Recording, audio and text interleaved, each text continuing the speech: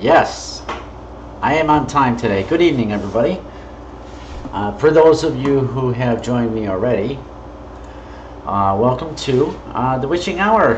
And I am, of course, your host, Wicca High Priest Bailiff. So tonight, as you'll see in the video description, tonight I'm going to be continuing from a reading I was doing 2 weeks ago, before the 4th of July, because I took off for the 4th last week. I started reading at the last time from King of the Witches by June Johns, The World of Alex Sanders. It's a very good read. It's a book I was first introduced to about 25 years ago when I was a young first degree initiate. And getting into the world of Alex Sanders did a lot for me, influenced me heavily in the early years. I felt like I connected with Alex on a spiritual level, even though by the time I, had started my learning experience in the Wicca, he'd been long dead by that time. He died in 86, I think. So, and I got my my first degree initiation, I think, in 1992. So, of course, he was dead for a few years at that point. But nonetheless, I was influenced by his philosophy, and it helped to shape me. It really did, because part of his philosophy involved becoming attuned with the spirits that exist on the inner planes. And that's to say that within us, within our soul, carries the essence of who and what we are. But there also are, let's say, spirit guides or guardians, spiritual entities that exist on those inner planes. They help to guide us and guard us on our journey. And Alex had a very unique connection with those spirits. And by getting myself involved with his philosophy, it helped me to connect with my inner spirits and helped me to grow over the years. So it left its mark, a rather indelible mark. And this book here, my High Priestess had this book, and that's where I learned about Alex, and I read it back then. And then through one reason or another, the book was lost, and I never saw it again until recently. I was talking to my High Priestess completely about something else, and somehow I forget exactly what we were talking about, but she said something about if I could get my hands on it, I should try to get a copy of King of the Witches. So as soon as she said that, I went and looked for it on Amazon.com, and I found it. So I ordered it, and it's in excellent condition, by the way, for the age of the book. And of course, it's not brand new. This book is no longer in print, so the copy I received was, used. But it's in excellent condition, and I was glad to have it. So that's why I think it was important to help people who might be interested, especially in the initiatory path of Wicca, those who might be interested to know about Alex and the experiences he had when he was growing on his spiritual journey. And yeah, another thing that really hit me, beside his philosophy about those inner spirits, is that his methods of practice was very ceremonial. And I felt that early on, in my life, even before I got introduced by Wicca, to Wicca, or when Wicca found me, tripping over my words there. I already felt it within me that this is something I wanted to do, ceremonial type practices. And Alex's tradition was very ceremonial. So, and then when I was learning the actual ceremonies, the Sabbats and stuff from the Witch's Bible Complete here by Janet Stewart Farrar, they're influenced, of course, by Alex also. So it was very easy for me to learn ceremonial stuff. It was almost natural, probably was, for me to learn the material, to commit a lot of that stuff to memory. So I wouldn't have to always be looking at a book. Because to me, when I'm in a ceremony, if I have to look down at a book, it's kind of distracting me from the purpose of the ritual. So I like to get everything committed to memory, so I don't have to look at the book. So it's all there, and I can feel what I'm doing. So I don't have to read what I'm doing. I feel what I'm doing. I become what I'm doing. And that's why it's so important to me that I try and pass this on to others that I'm teaching. That when you learn things this way, when you're learning about the rituals and the ceremonial practice, try and commit as much as you can to memory. So that way you become what you are trying to do. You don't just read about it. You don't just read words off a page. You become the words. You become the ceremony. And that's the best way. You know, so yeah, please explain to people that it is on YouTube, but the YouTube feed is being streamed to this website also. People can watch it on YouTube, but they can also go to witcheschat.com/chat.html, and you can enter that chat room there, and you can chat with others who are also watching the broadcast on that same site. So I just wanted to point that out for people, so it doesn't become confusing. So yes. The point I was trying to make about the ceremonial practice and the way that we do things. The idea is to connect with what you are doing on a spiritual level. You know, I've had some people who come across to me with the notion that, and this is okay for people who practice solitary, and they have their own way of doing things, and that's fine. You know, but, you know, people have given me their viewpoint about trying to do ceremonial type stuff, and, you know, they would say that things like it would distract them from, you know, connecting with spirit. But, you know, I try and impress upon people that it is the ceremony itself is the spirit. You are connecting with spirit through those ceremonies. It's enactments. You know, that's what it is. You are enacting ancient spiritual rites and ceremonies to connect with the spirits, to connect with deities, and that's what it's all about. And again, you have to become what you are doing. It becomes a part of you, you become a part of it. And that's why I try and teach to people.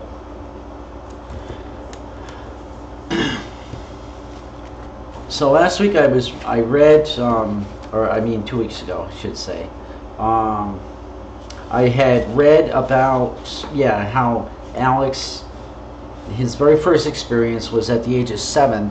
He was used to going over to his grandmother's house for tea every day, you know, but on that particular day that he was supposed to go to her house for tea, he came into her kitchen and he witnessed her performing her witchcraft. Now, one could say it was coincidental, it was completely by mistake, but I rather think that it was meant to be. He had reached a time in his life that the spirits said, "Okay, Alex, it's time." So he walked in on his grandmother performing her rites. She immediately took him in, and these were rather. It was an ancient thing. It was based on an ancient thing. The way that she brought him in, you know, and she made him to understand that what he saw was not to be repeated to anyone. And he was brought in right on the spot, and she went from there to teach him about the tools and the athame.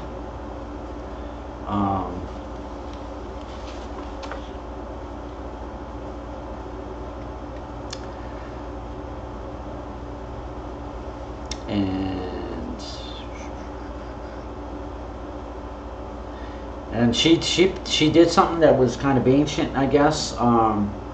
She said to him, "I'm going to make sure that you never tell another living soul what you've seen today. If you so much as breathe one word of it, I'll kill you." So he was brought in rather suddenly, and in a very profound way. something that would definitely stick with a person for the rest of their life. So this was young Alex, and then from there she proceeded to show him her athame, and she told him that when you're old enough to be a fully fledged witch, you shall have one too. Alex is not sure that he wanted one. He preferred the crystal, which reflected the black and red tiles on the floor and the cheerful glow from the fire. Grandmother wouldn't let him hold it for more than a minute. You'll make it cloudy, she told him. She was talking about the crystal. It would be years before he discovered that he was the last of a line of witches dating back to the 15th century, that the initiation from which he was still smarting was a pale replica of those once carried out in Sparta when males were emasculated so as to become priests of the moon goddess. Ages would pass before he tried turning his powers to evil to gain himself a fortune, before his misuse of them lost him the person he loved. This was 1933, and Alex Sanders was just a bewildered child who believed he and his grandmother were the last two witches left unburnt. So now the reading continues on to Chapter 2, A Magic Childhood. Left to himself, Alex might have ended his foray into witchcraft there and then, but family circumstances forced him into contact with his grandmother almost daily, and before long he found himself becoming interested and then totally absorbed in the secret teachings. A quick learner, he had been able to read at the age of 3. He was never fully extended by his schoolwork and had no difficulty maintaining his place at the top of the class. After school, when he had finished peeling potatoes and running errands for his mother, he would ask to go to Grant's for his lessons in Welsh. Hannah was sadly out of practice herself and was glad that her son was so keen to speak a second language. Alex did in fact have Welsh lessons, but only for half an hour. After that, the witch regalia was brought out, and the boy was taught the meaning of each item, the runic symbols dating back thousands of years, when prophets cast sticks into the air, and from the pattern they made in landing, foretold the future. The inscriptions on the witch's dagger, the kneeling man, the kneeling woman, the bare breast touching, the arrow speeding through the wheel of life down into the pointed blade, ready to strike at its owner's bidding. The miniature whip, a harmless substitute for the earlier weapons with which members were scourged, sometimes to the point of death, and the glistening crystal, which fascinated him most of all. He learnt by heart the meaningless chants in a long-dead language, and at the end of the lesson he would take a small brass bowl of water and darken it with ink. He squatted on the floor by the light of the fire, the bowl before him. At first he could see only the flickering patterns of the coals, but Gran urged him to have patience. "It will come," she said confidently, and it did.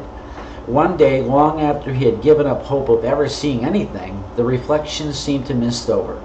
When they cleared, his mother was looking up at him from the ink.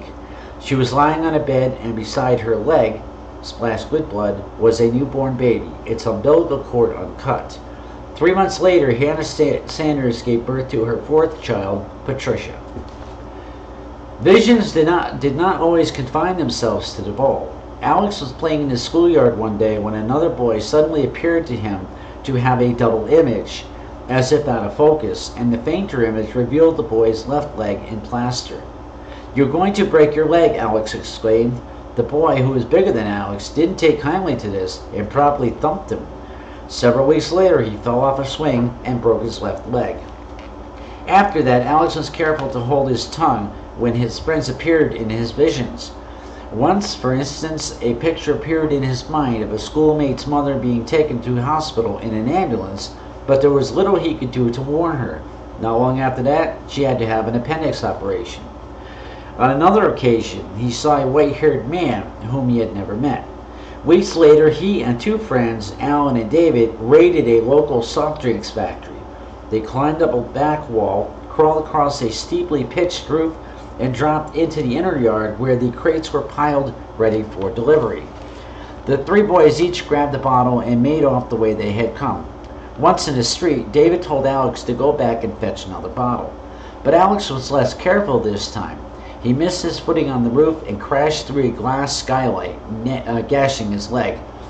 With difficulty, he got back onto the roof and as far as the top of the wall, but then he began to feel faint. 2 young men were passing, and Alex called to them for help. That was all he remembered until he woke up to find the white-haired man of his vision bending over him. He was a doctor, and he was stitching the cut. Alex's growing belief in witchcraft, reinforced by each experience of clairvoyance, did not conflict with his regular attendance at Sunday school. His grand had explained that there was only one God, but that he was known by many names. It was easy, too, to accept that the Virgin Mary was the moon goddess in disguise. Alex's childhood heroes took on new aspects when Gran retold their stories. There was Robin Hood, previously just the leader of the Merry Men, but now revealed in his real role as a witch who used his powers to direct money where it was most needed and to escape his pursuers. And Joan of Arc, who was really the witch queen of France and unashamedly declared it by her dress in an age when witches were the only females who could wear men's clothing. The terror Alex had felt when he first heard of her dying in the flames was allayed when he learnt that condemned witches were usually helped by their companions at liberty. If drugs like dwale or foxglove could not be smuggled into jail, then witches in the crowd round the pyre would use their powers to hypnotize the victim and deaden her pain when the flames reached her. Love potions, good luck charms, Gran's remedies were all absorbed by the enchanted child. He hardly ever saw a blade of grass in his world of concrete, but he learned how to recognize wild thyme, rosemary, and pimpernel from the book in which his grandmother had pressed leaves, ferns, and flowers during her youth in the foothills of Snowdon. As a girl, she had belonged to a coven of 4 witches who were ardent chapel-goers.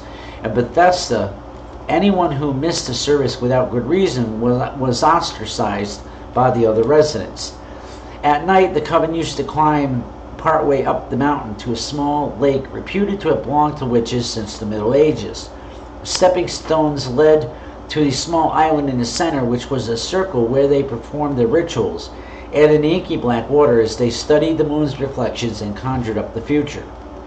When he was 9, Alex was allowed to take part in his first full moon ceremony. Grant had no difficulty in persuading his mother to part with him for the night, for she was delighted with the progress he had made in Welsh, and grateful to her mother for having taught him. And mind you, his mother knew nothing about the witchery that his grandmother was teaching him. She thought he was going over there to learn Welsh, and he was learning Welsh, but he was also learning witchery. As the moon rose, Gran opened the kitchen curtains and let its light flood the kitchen. She had banked up the fire with small coal to deaden its glow, and now she led Alex into the center of the circle. The air was heavy with incense burning in 4 bowls placed at intervals round the perimeter. She handed him his own athame and told him she was going to consecrate it. The boy had to lie flat on his back, the dagger on his bare chest. Then she lowered herself onto him, muttering incantations he had never heard before. He felt peculiar, his bare body pressed close to hers, but she was deadly serious, and already he firmly believed in her magic. Pardon me, I forgot to unplug my phone.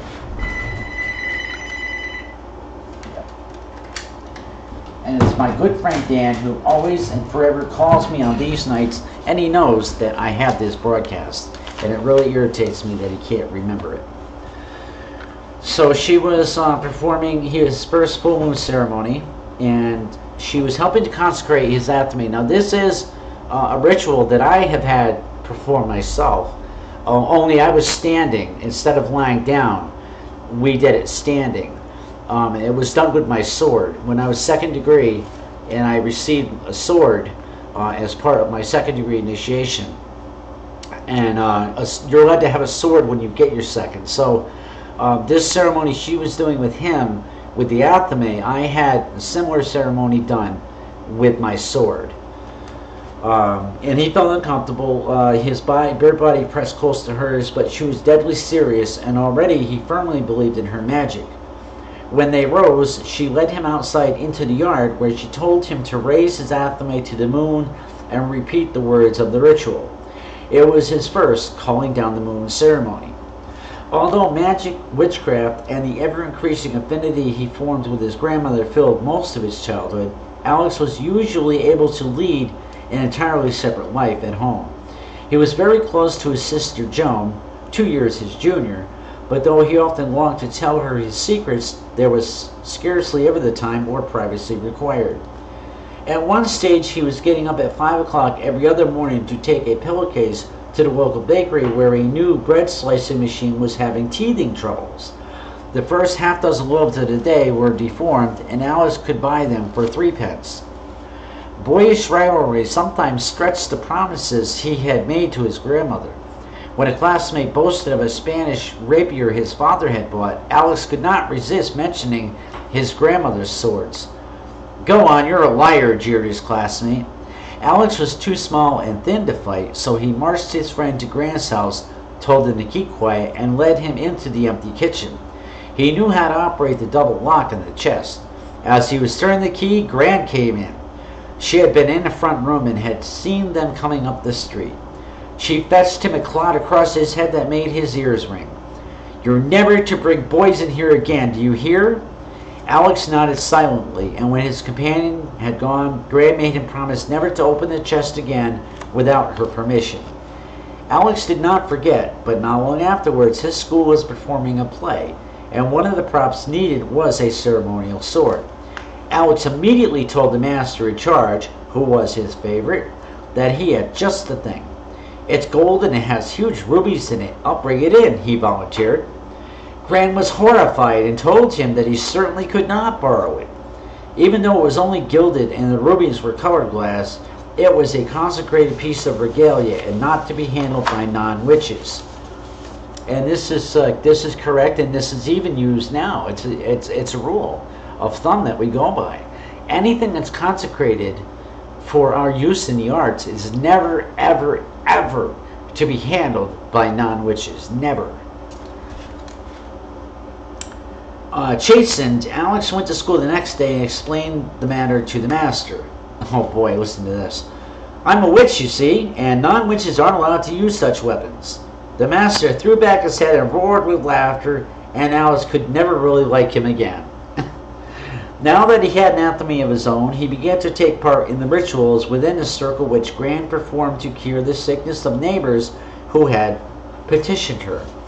Then he embarked on the next step of his training.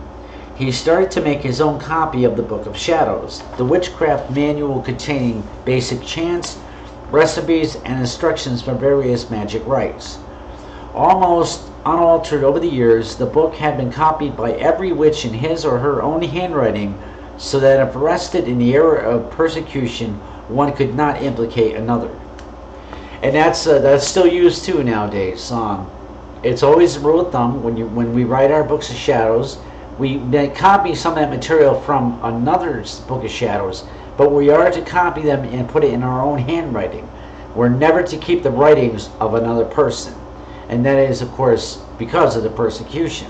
If it should ever happen again, if the writing is found, then it is our writing, it's in our own handwriting, it could never be used to implicate somebody else. And that's a very important rule. And I will always teach that to people. I will never subjugate that rule. I will never go around it or whatever. I will always keep to that rule. Carefully, Alex copied every word of his grandmother's tattered volume into an exercise book and promised her that when she died, he would destroy her copy and keep only his own. This was a major development in Alex's training as a witch, and with it came new powers. Instead of gazing into a ball of ink, he was now allowed to use his grandmother's crystal. "Don't clutch it, you'll mist it over," she scolded the first time he tried. "Sit in a relaxed position and half close your eyes. Now, tell me what you see." Alex gazed in shock and amazement. There were aeroplanes falling out of the sky and crashing into houses. The side wall of one house had been torn away, exposing a cross-section of tilting floors. Flames were licking at buildings. People with terror-stricken faces were running wildly through the streets, carrying their screaming children. 5 years later, in 1940, he would gaze again at the identical scene. He now had his own witch name, Verbius, and he called his grandmother by hers, Medea. Sometimes he used it when his brother and sister were there, and he had to pretend it was a nickname. He reveled in Grant's favoritism. He loved his mother, even his father, but Grant was someone very special. What would have happened, he once asked her, if I had not interrupted your ritual that day? Would you have let me go on as a non-witch? She did not know. For her, Alex's unscheduled appearance that day had been the work of fate. I remember I said when I began this reading tonight, remember when I said that it was not a mistake? It was not by chance, that it was meant to be. That even at 7, he came upon her doing her rituals. It was meant to be. It was fated to be. He was a chosen one, chosen by the god and the goddess, and that's the way a lot of us feel in the Wicca, that we are their chosen priests and priestesses. This is what we are, and we're initiated, we're given all the teachings, and then as we grow and learn, and we go through our stages of development, then we start to teach people down the road, and it becomes our mission, part of what we do and who we are, to pass on the teachings to other people who are also thus chosen to be the god and goddesses, priests and priestesses. None of her own 3 daughters had ever discovered her secret. Even her own mother had not known, although she herself had been a witch's daughter. Gran was certainly proud of her pupil. He had mastered the rituals, he knew how to draw the magic circle, how to call down the power to work for him, how to conjure up spirit children he could play with. Gran understood all this of old and smiled indulgently, but she impressed him with the need for utter integrity. She warned him that if he abused the power, used it for selfish ends, to the harm of others, it would destroy him. For Alex at this point, it was all somewhat exasperating. He dreamed of riches, even of gaining a few extra inches to make him as big as other boys his age, and his rapidly developing gift of clairvoyance was not always welcome. Hours before his mother and father had a quarrel, he would hear the words they were going to use against each other. Near to tears, he would bury his head in the pillow and wait impatiently. The sooner the quarrel began, the sooner it would be over. His grandmother wasted no sympathy on him and told him to think of the good he could do. Without letting her neighbors know she was a witch, she worked to cure their ailments, both physical and mental. If I can help others, why can't I help myself? Alex once asked her. He was referred to his book of shadows and told to attend to the basic rules. Ask, never command. Be grateful for what you get, even though it is not exactly what you want. And that's a very important rule of thumb too. Ask, never command. That's so important, and I can't stress that enough. Whenever you do magic and you need something, or even you want something, you never command to get what you want. You ask for it. And a lot of times you could receive things that you want or need without even asking. It's in your subconscious mind that you needed these things or you wanted something, and maybe you had intended on casting a circle, maybe asking the god and goddess for their help for one reason or another, and I am using personal experience, but for one reason or another you hadn't gotten a chance to cast a circle, get into it, and ask for their help. But all of a sudden you find that whatever it was that you needed or wanted at that particular time has all of a sudden manifested itself. And the god and goddess know. The god and goddess know already. You just need to discover it for yourself, of the things that you want or that you need, and then you ask for it. That doesn't mean that they're always going to grant it. But ask, never command.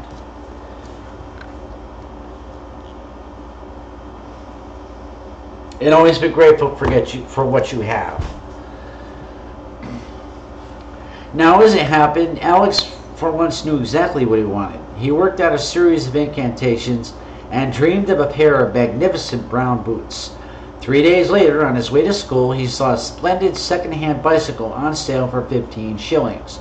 However, he didn't have 1 shilling, let alone 15, and his mother, who regarded debt as only one step removed from theft, refused to try to borrow the money. The next day, he was told of a news agent looking for a delivery boy.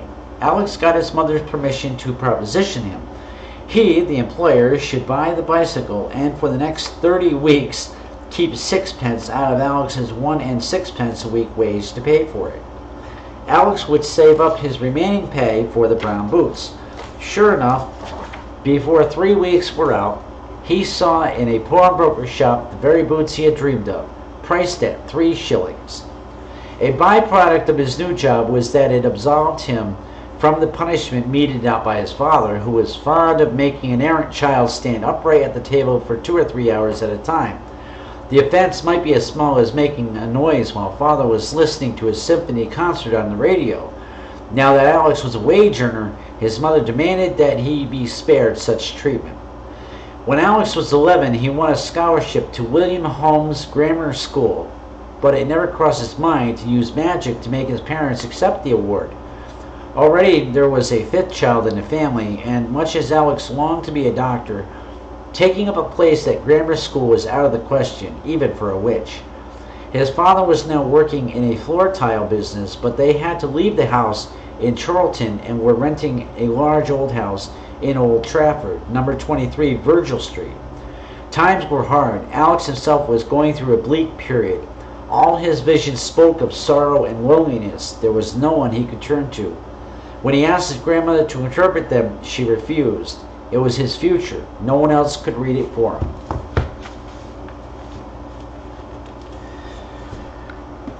So we can see that Alex had a lot of growing to and growth stages to go through. You know, the temptation. Hello, Jaded. How are you? The temptation to utilize when you discover the energies that are latent within yourself that you can manipulate, the urge to use them, you know, to get what you want, and out of selfishness. It's so powerful, and it's very difficult to not do it. And Alex was in that position. He was in that exact position, trying to learn about this wonderment that was witchery, knowing that he could just go off and do whatever he wanted, and gain the things that he wanted. But his grandmother impressed upon him that he was not to do that. You know, ask for what you want, but never command, and never just use your magic for selfish means. And I think that's very important. It is, because the one big reason is, you know, a person could become virtually drunk on that power, drunk on the knowledge that they can use their own energy to just gain whatever, you know. And it's too easy to do that. And as we will find out later in his story, and I've read it already, it's been a lot of years since I read this book, but I do remember that later in life there will come a point in Alex's life that it will come down to where he becomes very frustrated. I can't remember exactly what happened now, but he becomes very frustrated, and he does begin to misuse the ability to manifest things using his own energies. So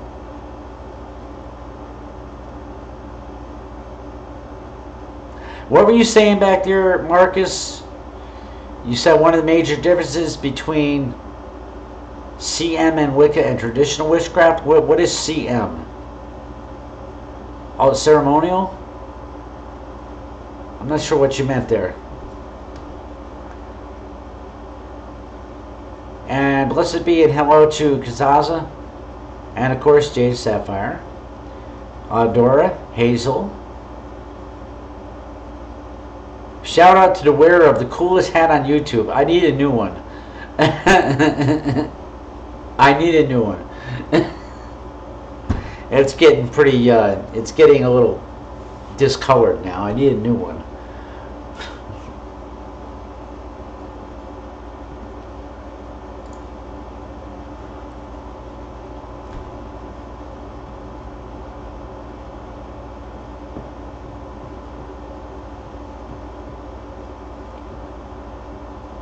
Exactly. We ask the gods, and we don't command forces to do our bidding. And that's a very important point made by Marcus. Um, and as I said, lots of times, you know, the gods, the god and goddess, they both know. We know, they know what we want before we even know what we want. But they wait. They wait because we need to awaken unto our own selves in our own time. They are not going to do it for us. They love us unconditionally. We're their children, and they know that. But they know at the same time that we have spiritual awakenings that we need to go through. They will be there to guide and to guard us. But they're not going to just simply allow us to, you know, have things on a whim. We need to learn. That's what we're here for. You know, we are here to learn many things. You know, I was speaking to somebody today about that. It was a Christian. I got into it with a Christian earlier about how, you know, we come back, life after life. We learn lessons here. We go to the Summerland. We rest, our spirit is resting and becoming rejuvenated, and we also evaluate the lessons that we've just learned. If we need to learn any more, we come back to the earth plane. We keep coming back until we learn everything we need to learn here in this physical reality. And one day we don't come back here. I don't know where we go from there. I don't know if we just simply reside in Summerland forever and ever, or if we, I don't know, manifest in a different form somewhere else. I don't know. I can't answer that. And of course, I've been to Summerland before. I was speaking about this to my high priestess recently. It's funny, after all these years, I still call her my high priestess because she was the one that gave me my birth into Wicca. But of course, now we're equals. You know, I was having a conversation about Summerland with her just the other day, and it was an old conversation. I've had it with her before. You know, why can't we remember it when we're here? You know, why can't we remember the Summerland? And when we get to the Summerland, will we experience the Summerland the same way that we experience this physical reality here? Do we experience that in the same way? You know, and she believes that we do. We would have the same conscious awareness of the Summerland as we do here. We just do not remember the Summerland when we're here.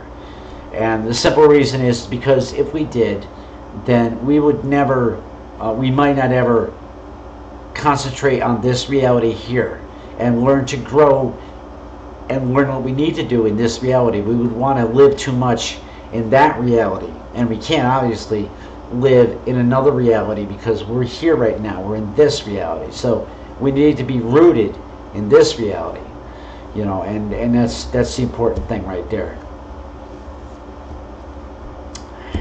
Thank you for posting the link to my channel, Marcus Grippa. Thank you.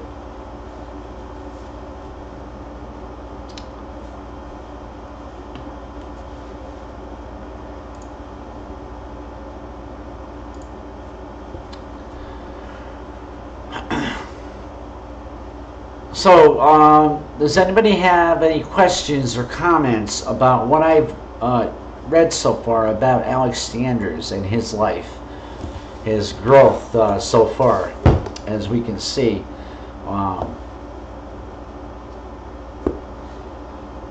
Excuse me. He came from a long line of Welsh witches, he believed.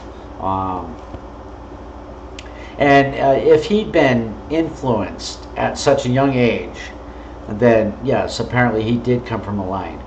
And now that I'm thinking about Alex was 7, right, when he had that experience.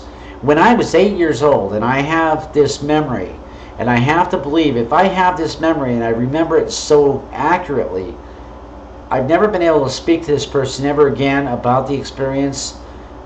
So I haven't really confirmed it with the other person, but I have this memory, and I remember it perfectly, so it must have happened. Okay, when I was 8 years old, or around the age of 8, I believe, I feel in my spirit that it was around the age of 8 that I was told by somebody. They showed me their book of shadows, only I didn't know that's what it was at the time. They showed me a small black book, and they told me that one day I would have one just like it. And then years later, as I was writing my first book of shadows, that memory came back to me. And I've had that memory ever since. You know, we're talking possibly 40 years ago that this happened. And I still have that memory. So I have to believe that I was marked at a young age. And what's funny is though I didn't have any influence from my blood family, my immediate biological family. I had no influence at all. So it's just kind of weird how my life in the Wicca turned out the way it did.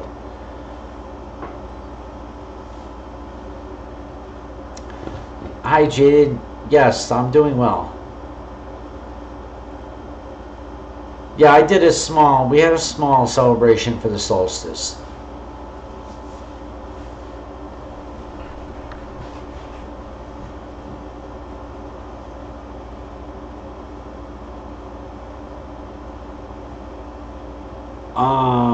Would you say they were foreshadowing? Do you mean the person who told me that? Yeah, I think that they knew. I don't know how they knew, but I think that they knew. And like I said, I've never seen the person again. As an adult, I never saw that person ever again in my adult life, so I've never been able to confirm it with them that this actually happened. But if I have that memory, and it's very strong, it's a perfect memory. It's so perfect that she had, the one thing I remember about her room, because this was a friend of our family, it was her daughter, their daughter, who did babysitting for my parents. This daughter of the friend, she used to sit for us kids when we were little. So she would have been, I think, the girl was probably around the age of 17. She was around the age of 17, maybe 18, between 16 and 18 anyway.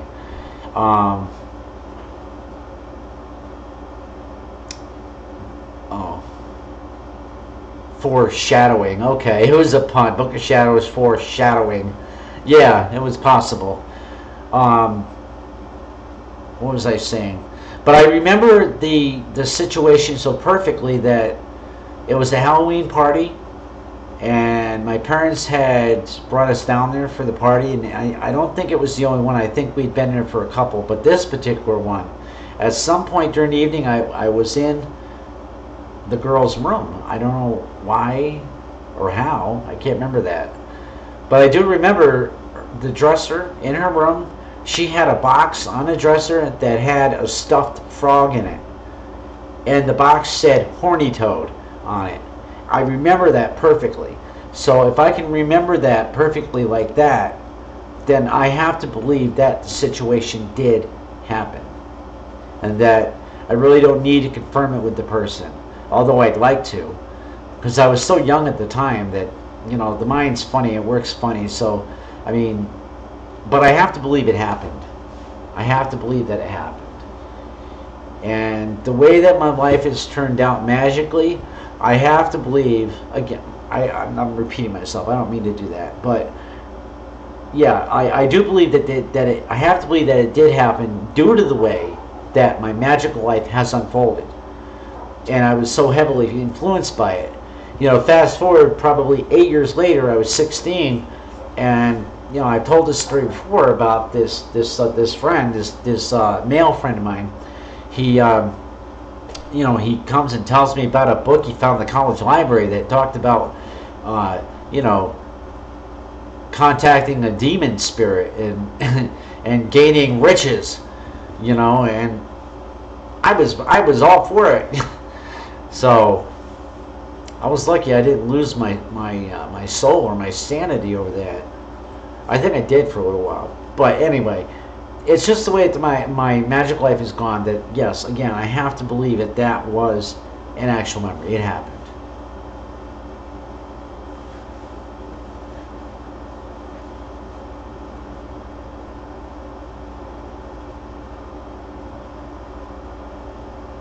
Oh yes, my Marcus Agrippa. Yes, the my high priestess taught us to do that, and when we did that, the placing of the hand on the head and the other on the feet, we would say all that is between these two hands belongs to the god and the goddess. She taught us to say that, or all that is between these two hands belongs to God. You know, so yes, we were taught that.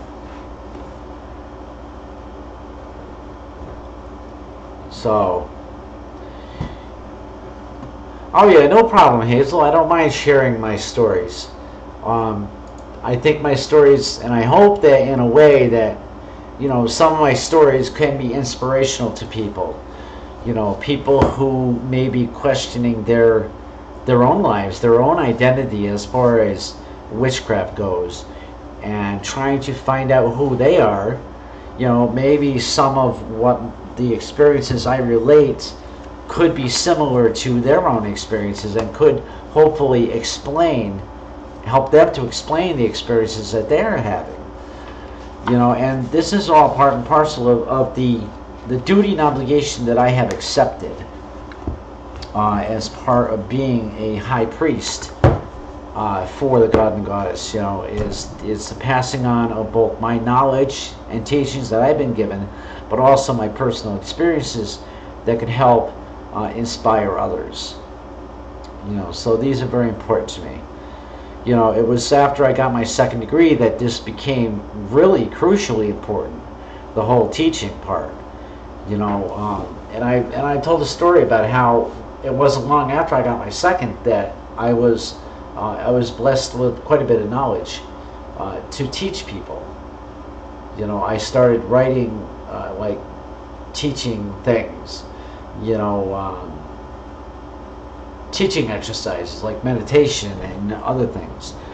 You know, and a lot of that was, it just seemed totally natural. I was writing these things and like the words were flowing through the pen like with ease. You know, it was like unlocking a door, and probably that's just what happened when I, you know, right after I got my second, it was unlocking a door. So,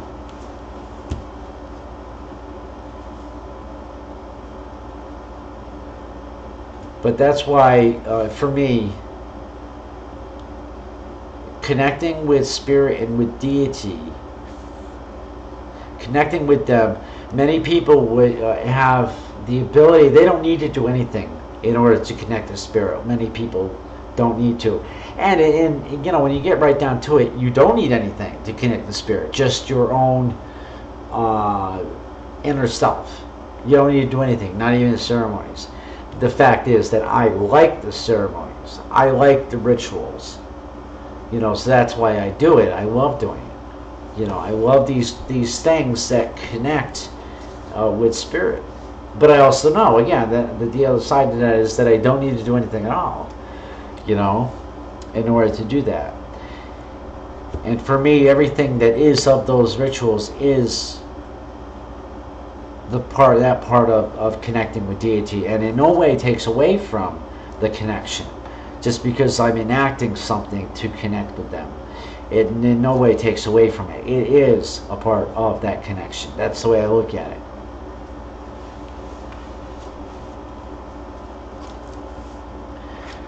So, questions, comments?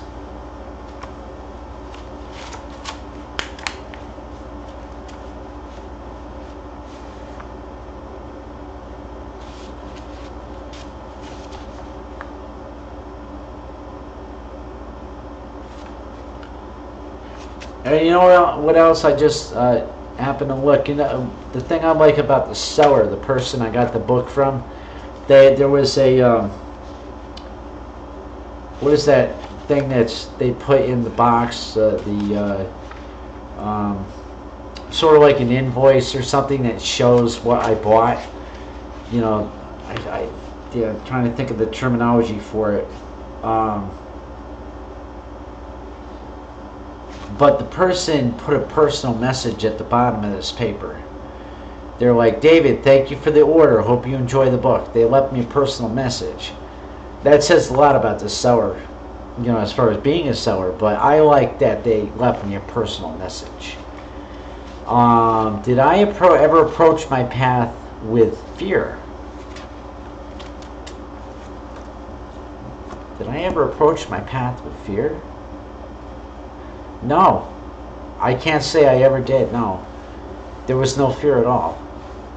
There was wonderment, there was amazement, but I can't remember. There was nothing about Wicca that I feared. There was no fear there. There was amazement, there was enchantment, there was wonderment, there was true love. If there was any fear, I don't know if I'd call it fear, but if there was anything that would have been fearful, it was when I started learning how to go within myself and open up doorways of the self. I think if there was any fear involved, it was opening those doors and feeling the influence of what was behind those doors for the first time. Seeing those parts of myself that were behind those locked doors. If there was any fear there, it was those things, those times, when I was first seeing those aspects of myself for the first time. That was the only time that I think, if I would call any of my experience of the path fear, it would be those times. But other than that, there was nothing else in the Wicked that I ever found fearful. It was always about, what else can I learn? What else can I experience here? I don't want it to stop. It's always fearful. There's always going to be some fear and trepidation when somebody is faced with themselves for the first time. And that's the primary ingredient in Wicked teachings, is you're taught that before you do anything magical at all, you need to first face yourself. You need to know who you are, what you are, every aspect that is of your personality, that is of your character. You need to discover these things. And for many people that is fearsome at first, because they are going to discover things about themselves that they never knew. And some of that stuff can be negative. You have to accept that there are negative qualities about yourself. I have negative qualities, certainly. So many people, when faced with the negative qualities, might become very afraid of that. And immediately the response would be, no, that's not me. I'm not like that at all. And that's very bad. That's very bad when somebody would deny parts of themselves because they are distasteful. You don't want to do that. You need to accept who you are. You need to be able to accept who and what you are if you're going to grow in this path at all.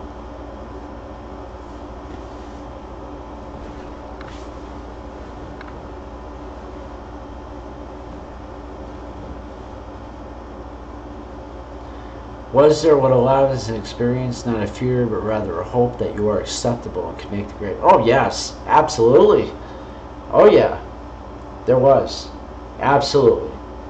If there was any fear involved, it was with that, being acceptable and doing what was required, and like you said, making the grade. Can I do this and make the grade?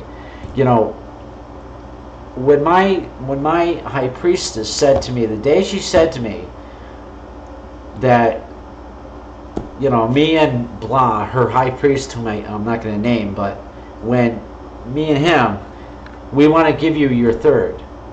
That day, when she said it to me, I was afraid. Because of what you just said, making the grade.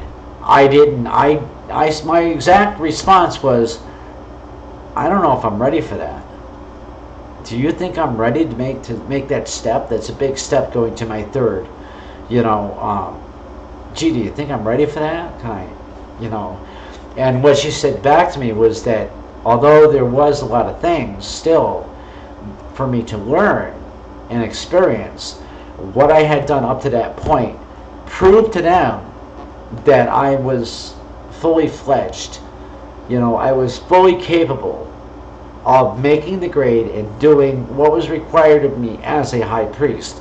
So they had no qualms at all about giving me my third. And also, I wasn't asking for it. It wasn't like I was pressuring people, hey, I want my third. It was maybe more in the fact that I wasn't asking for it. I was not asking for it. I was doing what I thought was required as a high priest. I was teaching people. I was doing all these things naturally. I wasn't being prodded and told that I had to do this, that, and the other as a priest. I just did them. A lot of things were coming natural to me at that point, and that was one of the reasons why they, that was one of the reasons why they came to me and told me that, yeah, we want to give you your third. Because with the third, you have the ability now, among other things, you can, I could found a coven with and be completely autonomous. With a second degree, a person could found a coven, but they fall under the guidance of the parent coven. But when you're a third, you could found a coven and be completely autonomous. So I think that was another reason, so that if it happened, then I would be able to start and build my own coven if I wanted to. So that was all well and good. So, yeah. Am I ready for that third? That was my response. And yeah, I wanted to be able to do them proud, I guess. When it came to performing the rites and ceremonies and growing spiritually. I wanted to, I did seek their approval. Early in my growth, I was seeking their approval a lot. But as I grew more and more, and especially after I came from my long, dark walk and I came back to the path, that was yet another indication, because I never lost sight of my true spiritual home. Even though I got lost in my darkened self for many years, when it came down to the end of that time, I never lost sight of Wicca as being my spiritual home. I came back to the path after all that time. And that was another indication to them that, I was ready to take that next step. When I came back from my darkened walk, I came back with the intention of asking for my second, because I wanted to continue what I was doing with the Wicca.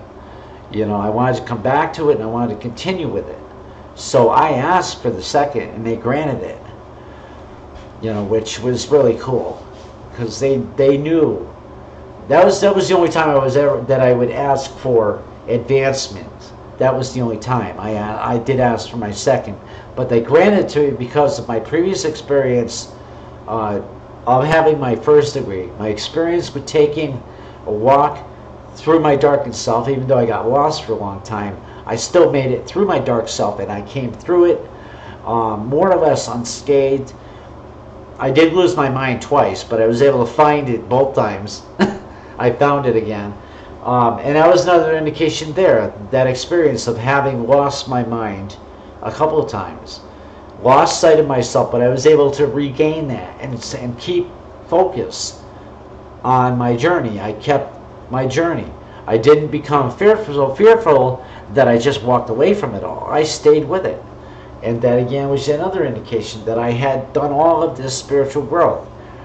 So when I did ask for that second, they granted it. And yeah, third is really just a new beginning. That's what it really is. It's a whole new beginning of another stage of development. And that cannot be, that kind of experience from there, you really can't explain it, because it's almost completely spiritual. You can't really explain what's going on within your own self to anybody else, because the experiences would be completely different. They're unique to each person. So that third is just a whole new learning experience, a whole new ball of wax, a whole new set of lessons. And I'm there, and I'm happy to be there, because it's allowed me to continue to progress You know, and here I sit before y'all almost 7 years now that I've been doing this, that I've been doing this broadcast. 7 years. That's a long time. You know, but I'm a teacher. You know, I've accepted that. I am a teacher. I am a priest. I have been charged with a obligation. That is an obligation to me. You know, to do this, to pass the teachings on to people. You know, to help people awaken unto their own true selves. You know, even if in the end, when you become awakened, you find out that it wasn't with the wicked, it's somewhere else. My job is to help people awaken to themselves, and from there they discover where their true path is. You know, whether it's with the wicked or not. My hope is that somebody, you know, when they awaken, they'll find that their true path is the wicked. That would be my hope. You know, but if they don't, that's okay too. You know, my hope is always to be able to discover a hidden child, you know, and to be able to welcome them home. You know, and that's another reason I do this too, is because those people that I'm trying to teach and help them to awaken unto themselves, they could potentially be a hidden child who is not yet awakened. And when they do awaken, they find out that they are a hidden child. You know, and I brought them home to the mother. And that's a very rewarding feeling when that happens. So,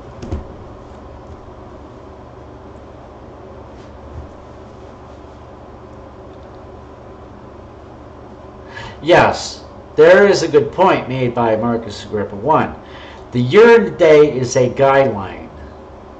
It does not mean that a person would be initiated at that point.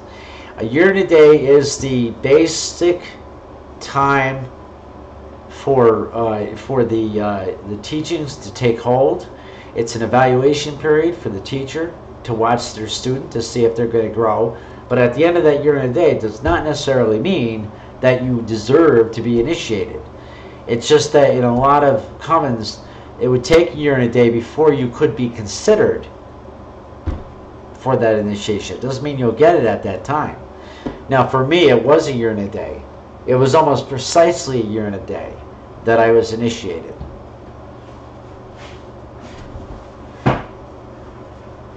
And it was worked that way too. That was intentional. I think it was like, I can't quite remember. I know it was close to the actual year and a day that I was initiated. I think it may even have been a month before the actual year and a day was up. But yeah, it's for the teachers to kind of get to know the person, for the person to get to know themselves. And in the very beginning, my teaching and instruction took hold very quickly. So, and I learned pretty quick. But I was a very difficult student because I was asking so many questions that it was difficult to give me an answer to one question before I was asking 10 more questions. So I was a handful as a student. I wanted to know everything all at once, and I had to learn. I had to learn, you know, the value of patience, you know, and learning something really thoroughly and completely before moving on to the next lesson. Asking a question, getting it answered completely and thoroughly before asking the next question. You know, you can't learn everything all at once. So then I had to learn that. I did have to learn that. And I was really, you know, my priestess, she knew about me. She knew when she first shook my hand. She's told me this story a lot, many times, that when she first met me, she knew that I was on a very dark path at the time. Not just like satanically speaking dark path, but that my whole life was headed in a very dark direction. You know, that I may even have been heading towards self-destruction. You know, so she knew that I was in a very blackened part of my life where things just were not going very well. And she also knew that at some point that I was going to have to go back into that darkness to learn about my dark side. You know, and that's something you have to do in the Wicca anyway, but you don't have to do it the way that I did it.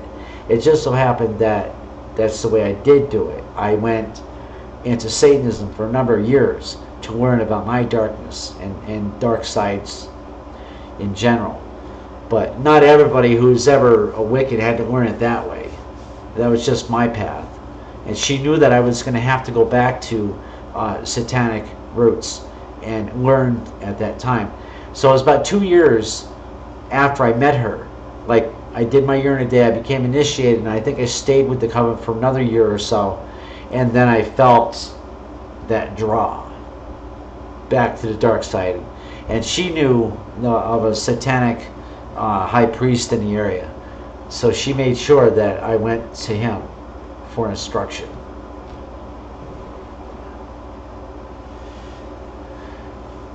Yes, good point there. Even after you have learned something, you might have to revisit that learning experience and maybe learn it from a different angle and see something you didn't see there before. You know, it's always a possibility. You always have to be prepared for those learning experiences. You know, and the more that you open onto yourself, the more you are going to be influenced by these things that you see within yourself, and you may feel overwhelmed. But that's where meditation comes in. That's why we're taught to meditate, because the meditation helps to silence your spirit, helps you get within the calm spaces of your soul. And then from there, you can sort through all of these things that you are learning about yourself. And it helps you see each thing individually and not feel so overwhelmed by these aspects of yourself that you're seeing. You know, and that's, again, that's a very big thing. These aspects of yourself. Excuse me. Yeah, these aspects and characteristics that make a person who they are. You know, this is one of the big things on this path. You need to know who you are. If you're to work any kind of serious magic, if you're going to learn how to manipulate your energy to affect change in the material world and in the real world, you need to know yourself. You need to know what you are capable of doing. If you don't know these things, then and you try to go willy-nilly and just, you know, perform something, it will be half-assed at best. The energy that you create will be chaotic. It will either fizzle out and do nothing at all, or you could actually hurt somebody or yourself. So you need to learn about who you are and what you can and cannot do before you do any kind of magic.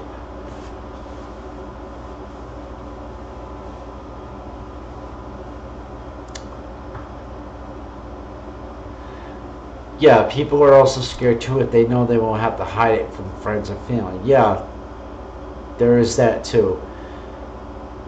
Yet at the same time, people will naturally, they will figure out ways. They will do it almost naturally. If somebody truly is supposed to be a part of the path in some way, if they were led to it by fate, there will be ways. They will figure out ways. If they want it bad enough, they will figure out ways to continue doing what they're doing, yet hide it from the friends and family. They'll figure it out.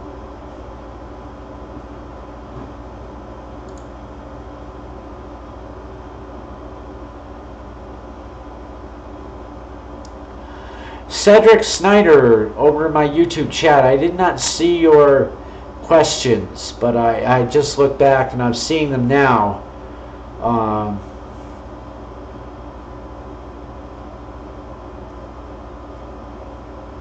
The book I'm talking about is June Johns' King of the Witches by The World of Alex Sanders. In case you didn't know that by now.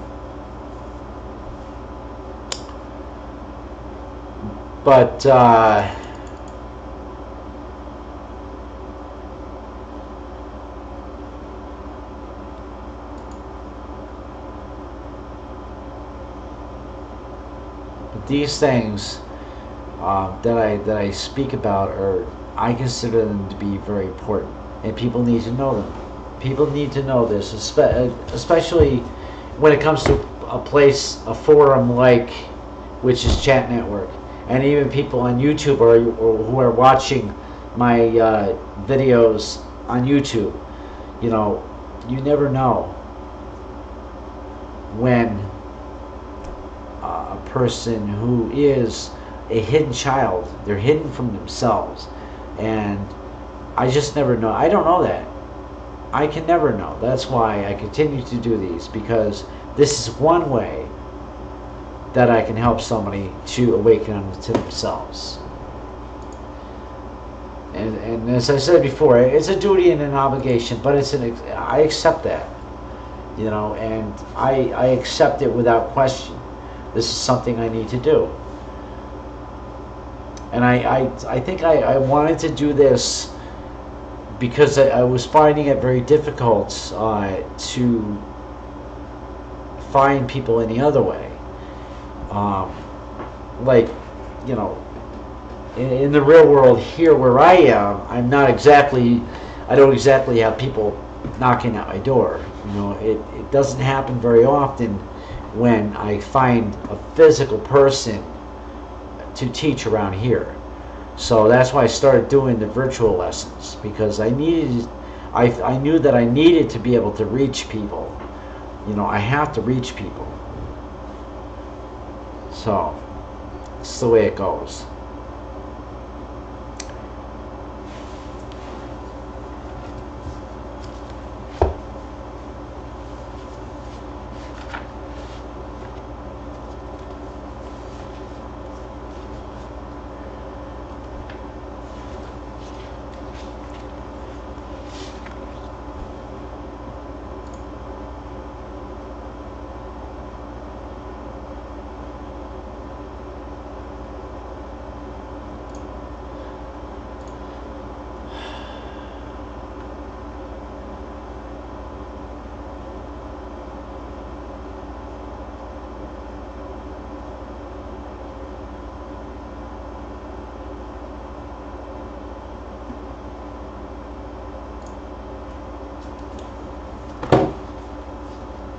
Alright, so, Chapter 3 of King of Witches, The World of Alex Sanders, is entitled The Haunted Hill.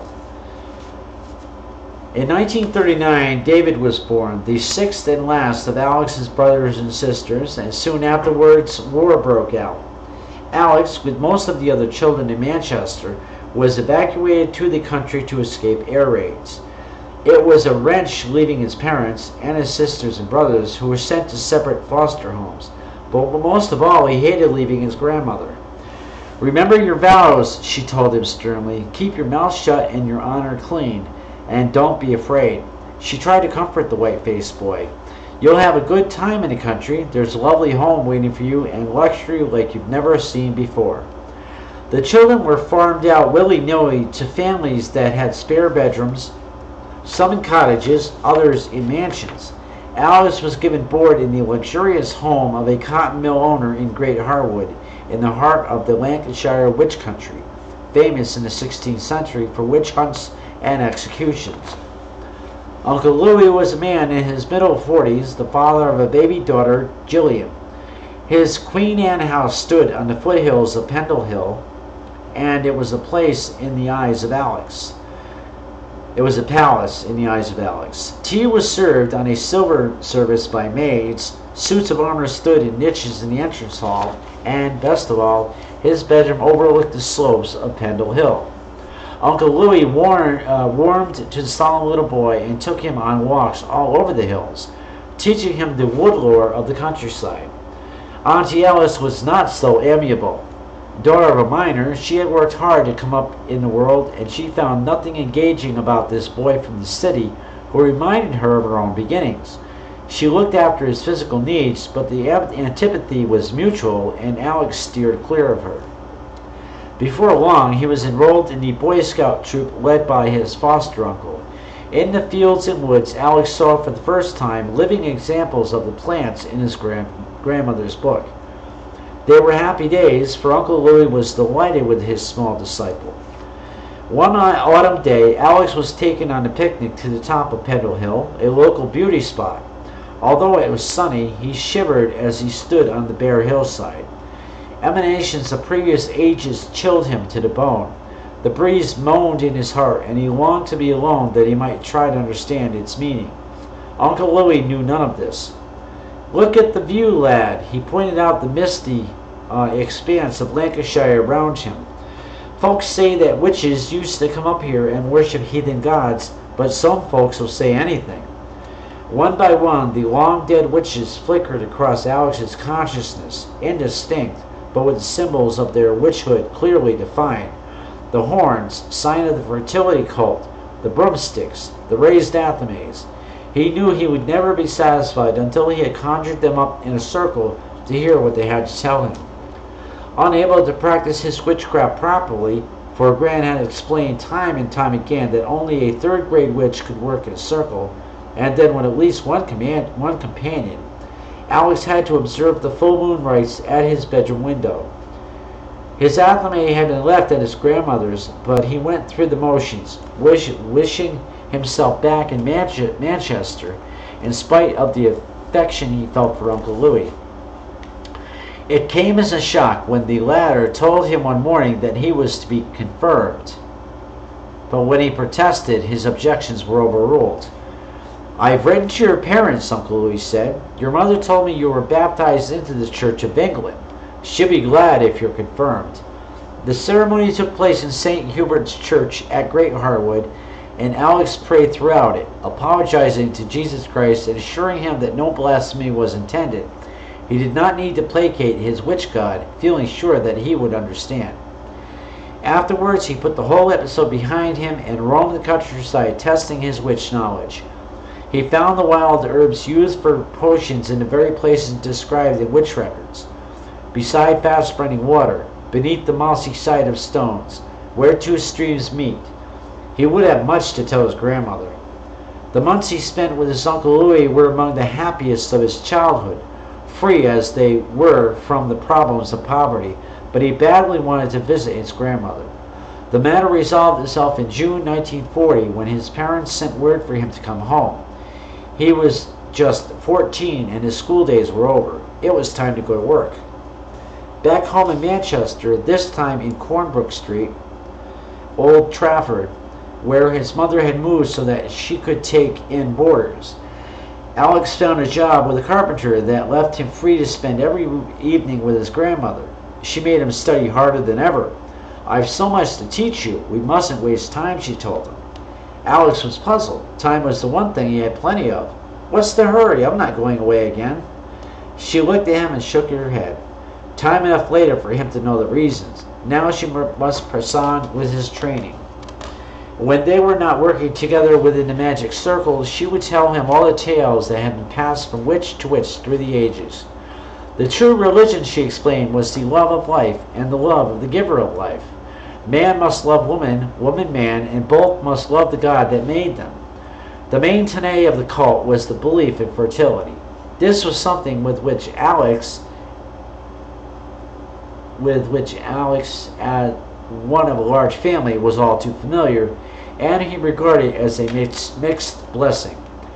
Now he heard that in olden times people without children were as nothing. It was their offspring that gave them a stake in the future, and he learnt of the first fertility rites held by white witches on May Eve and November Eve when, after honoring their god, they feasted, drank, and made love. The last was never performed communally, for that was considered obscene and a perversion of the witch law, but nevertheless white witches were reviled for their orgies, quote, orgies, just as hysterically as black witches. There was so much for Alex to learn, and all of it by heart, that he sometimes protested. He was still growing, and with the continuous air raids was getting very little sleep at night. In addition, his father was drinking heavily, and the domestic tensions was beginning to get Alex down. Once he asked if he could have a break from his apprenticeship. "I am a witch already, so why do I need to know so much more?" His grandmother explained that he was still only a first-grade witch and totally unprepared to handle the powers he would develop in the second or third grade. Furthermore, he would not be able to initiate another witch until he himself had reached the higher grade. Alex seized the opportunity to question his grandmother on the one subject she always avoided, living witches. Once again, she refused to be drawn. "What you don't know can't hurt," was her reply, and Alex had to hide his frustration until another day. At about this time, other images began appearing in the crystal. An especially terrifying one was of a man's arm being dragged through a giant ringing machine. Another portrayed the death of someone Alex loved. "What do they mean?" he asked, but his grandmother could not tell him. "You must interpret your own visions," she explained. "I can only teach you to raise them, but they never lie, even though you may not always interpret the time factor correctly." "But who is going to die?" he persisted, "and why can't we make a circle and work to keep them alive?" At this, the old lady put away her mending and looked at him sternly. "We have the powers of vision and of bringing spirits to help us, but never imagine that we have the power of God. Witchcraft is based on natural laws, so that everyone must die when their time comes. With that, we cannot interfere." That December, another of Alex's early visions was fulfilled. The air raid came soon after dark, and before long it was obvious that this was no ordinary attack. Wave after wave of bombers droned over the city, dropping both incendiary and high explosive bombs. For hour after hour there was no respite. Huddled in the cellar with his parents and with his brothers and sisters who had come home for Christmas, Alex worried about his grandmother. Could she be the loved one who would die, and would this be the night of her death? Bombs were landing all around, and bits of plaster kept showering down on them as the foundations of the house shook. About midnight, he asked to go upstairs to get something to eat. He ran to the top of the house to look out, and there he saw the scene that had haunted his childhood, that had appeared in his grandmother's crystal the very first time he used it. Illuminated by the glare of 1,000 fires, the jagged edge of a bombed house cut across the skyline, and in front of it a small group of people were being shepherded to safety by an air raid warden. Children were crying. One had a makeshift bandage around her head. Then from above came the whistling of a stick of falling bombs. The terrified group cringed in unison and was dispersed amongst the rubble. Alex returned to the cellar, shaken by the truth of his prophecy, but relieved that he had been witness, not victim. Looking into the future began to lose its charm, for the vision had been more frightening than reality.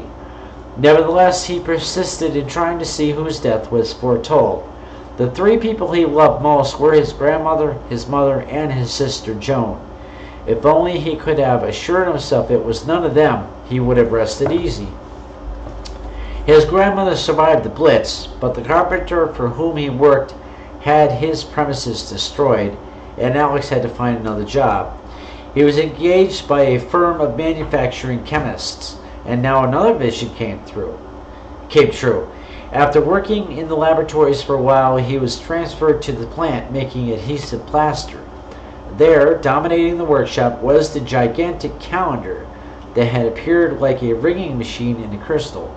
Alex dreaded approaching it, convinced that it was his own arm he had seen mangled. But it was his job to stand behind it, guiding the material. Day after frightening day, he took up his position until at last he heard the expected screams. He ran around to the front of the machine in time to see his companion's arm being fed between the rollers. By this time, Alex had begun to be interested in girls. His grandmother, noticing this development, decided he was ready for the second and third grade initiations. She had already taught him at length about sex, self-control, and the ways witches have of harnessing impulses so that the sex force can be used positively towards creating power. Implosion was the term she used, the antithesis of masturbation. On the night of the initiation ceremony, she laid out a new robe she had made for Alex. They both bathed themselves before entering the circle. By the light of 2 candles on the altar, a drop-board table on which the regalia was arranged, She lay down on the floor and drew the boy to her until their bare bodies touched. Then they were united. There was no gestures of affection or passion. It was strictly a ritual, and Alex did not feel the slightest repugnance at losing his virginity to a woman of 74. Afterwards, she opened a bottle of wine, and in his new robes, Alex poured a libation to the moon goddess and drank to his future as a witch. Before many months had passed, Mary Bobby died. Her daughter went to dispose of her possessions and was mildly surprised at the odd collection of antiques she found in the old chest. Alex begged to have them as mementos, and his mother agreed. Oh, Mary Bibby. Okay, I misread that. Before many months had passed, Mary Bibby died. Now, Mary Bibby was his grandmother. Oh, no, wait. Yeah, her daughter. Yeah. Alex begged to have them as mementos, and his mother agreed. Aware of the boy's desolation and his grandmother's death, she hoped the sword, the crystal, the brass bowls, and a censer would comfort him, but refused to let him keep the iron cauldron, or coal scuttle as she called it. There was nothing else to suggest that Gran had been a witch. Alex had burnt her Book of Shadows immediately after her death, and had chopped up her broomstick, which had been carved with phallic symbols. So much of his life had been spent studying witchcraft with his grandmother that Alex was now at a loose end. When he tried to work magic to bring her back, if only for a moment, he was met with total failure. There were few occasions for him to be alone, for he shared a bedroom with his 3 brothers, and there were usually one of them trailing after him. Even his clairvoyance deserted him, and he began to think it had never really existed, but had been projected on him by his grandmother. Had it all been made up? All she had told him about witchcraft and supernatural powers? He read and reread his Book of Shadows and decided that no uneducated woman could have written such prose nor expressed such philosophy. As he recovered from his initial grief, he began to accept that he was helpless until such times as he could find another witch to work with, if there were any still alive. Alone, he dared not conjure up spirits or call down the power from the moon, knowing that witch law prescribes individual work. Little use to reason that his gran had been doing just that when he had first discovered her as a witch. Alex was very young still and very unsure of himself. All he could do was watch and wait until someone gave the sign that he would surely recognize. And that's the end of chapter 3. So now, Alex's grandmother, Mary Bibby, is now dead, and Alex is totally alone. Now what happens? He's gotten all this knowledge about being a witch. He's had all his initiations. Oh yes, and we can see that her insistence about teaching him all this stuff, and he was wondering at one point why it was so important that she teach him all this stuff. It was because she knew that her time was short. She was getting older, much older by the second, so she knew that her time was growing short, and she needed to pour all of this knowledge into Alex. So now she's died, she's passed on to Summerland, I imagine, and Alex is totally alone. So now what does he do? You know, he can't practice the rites as he would want to practice them as a solitary. So what's he going to do? You know, what is he going to do? As any person would who is alone, I would think, and we will find out at some point how that goes. You know, he's going to continue and do it the best way that he can until he does find somebody.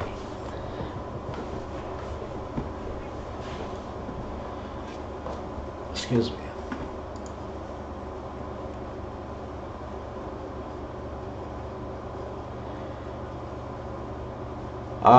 Comedic Witchcraft. It's over my YouTube chat. Hello and welcome. I'm sorry I didn't see you come in. And yes, the topic is about Alex Sanders.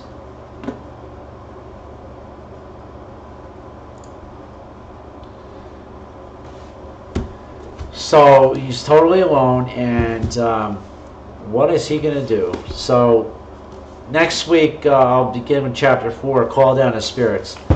But for now, it's enough to know that he has gotten all that he needed to learn from his grandmother, and she's now passed away. So now it's up to Alex to continue the best way that he can, as his grandmother taught him.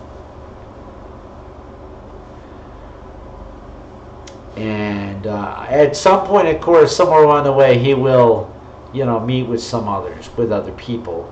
And as many people already know, of course, his wife. He had a wife down the line named Maxine. Everybody knows that. So at some point, he will meet Maxine. But other things will come into play before that. And one thing I can't wait to get to read to you in there is when he becomes frustrated, very frustrated about not having things that he wants or needs, being almost poverty stricken. He's going to become very, very frustrated from all that. So,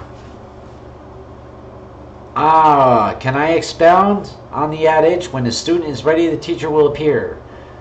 I think maybe I can, because I was a student once, and my teacher appeared when I was ready.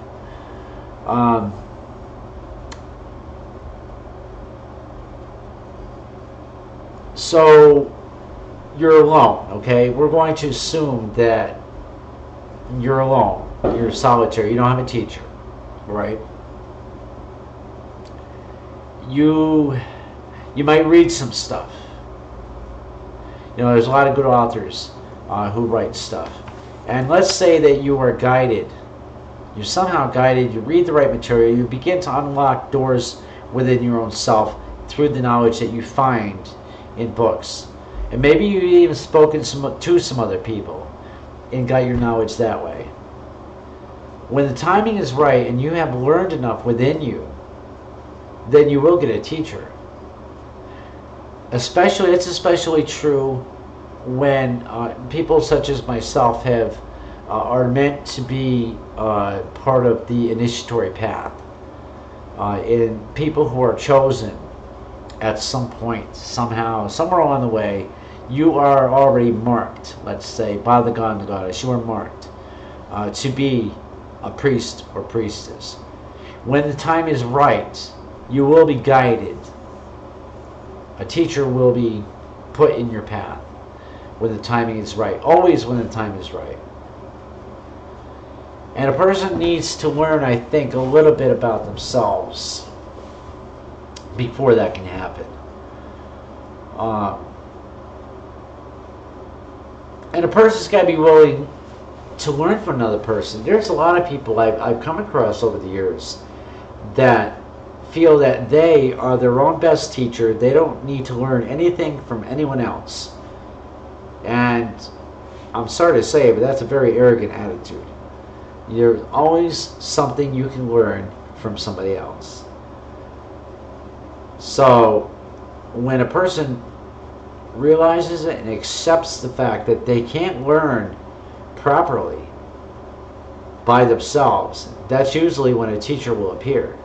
Once they've realized this, that they can't learn what they want to learn by themselves, they do need to learn from somebody else. That's one of the times. That's an example of when the student is ready, a teacher will appear. When that person realizes within themselves that they can't learn all this on their own, they need a teacher. And then, it could be maybe they're putting the energy out there like a thought form, sort of. They want a teacher so badly. They are thinking about it day and night. They're putting that energy out there. Teacher could appear. Now, in my own case, it was totally like people were put in my path. I mean, a situation happened. And I think I might have told this story before, but I'll relate it again. I was 20 years old, okay? I'd gotten out of jail. I'd done something really stupid at the age of 19. I spent 11 months in the county jail. So I went in at the age of 19. I came out when I was 20. And so I moved away from where I had been to start a new life, basically. So, so I spent about 10 months where I moved to, and I wasn't ready for a teacher yet. I still wasn't ready, because there I was, still trying to, like when I was 16, I did that poorly performed goetic ritual. When I was 20, here I was trying to reassert myself, with the dark powers, thinking, oh, I gotta get back in good with them, and I'm still doing stupid shit, so I wasn't yet ready for a teacher. So, and it wasn't until I was 21, the summer that I turned 21, I was at somebody's house, and this person whose house I was at, the only thing I can positively remember is that they were very annoyed that there was a visitor at their house. They were very annoyed at this visitor that was at their house, because this visitor they considered was a devil worshiper. They knew that this person was into the occult. They just said they were a devil worshiper, and they were going on about this person. They were very annoyed. Now for me, I hadn't had any contact since I moved away at 20. I moved away from where I had been. I had no contact with anybody.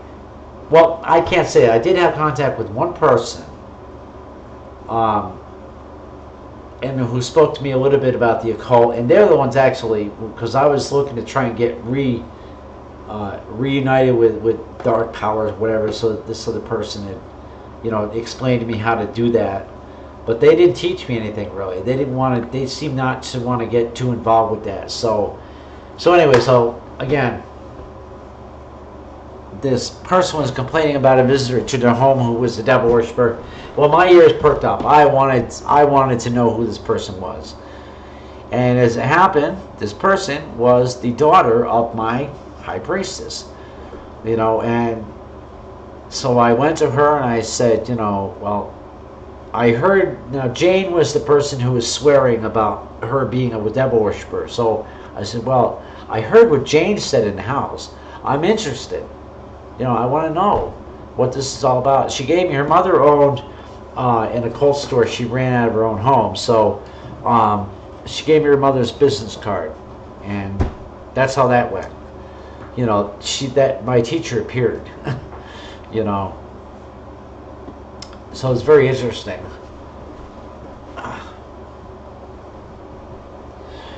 And so for me, that's when the time was right. I guess the time was right. My teacher appeared.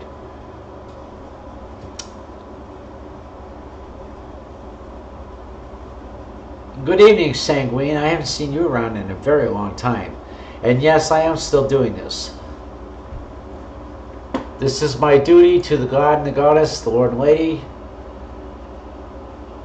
And so that's why I continue to do this.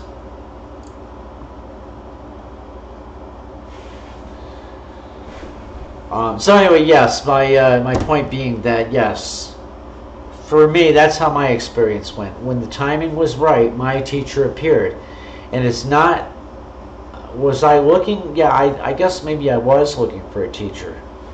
But I consciously, I just wanted somebody. I wanted to connect with people who were into the same things I wanted to learn about. Subconsciously, I was looking for a teacher.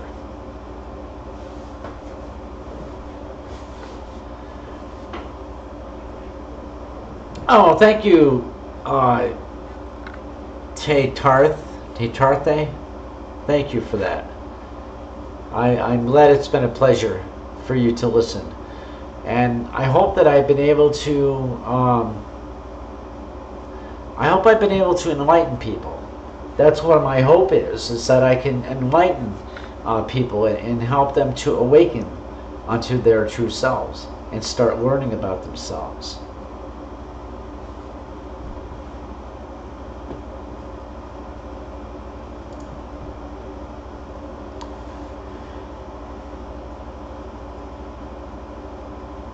And always remember, and this is something that one of my viewers in my YouTube chat just said.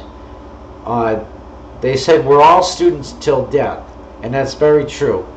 You know, and even then, when we pass into the next phase of existence, you know, we go into Summerland for rest, repose.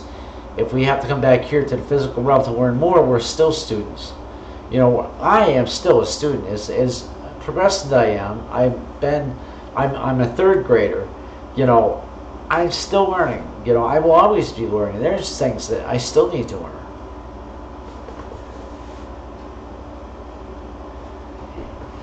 And always, you know, even though you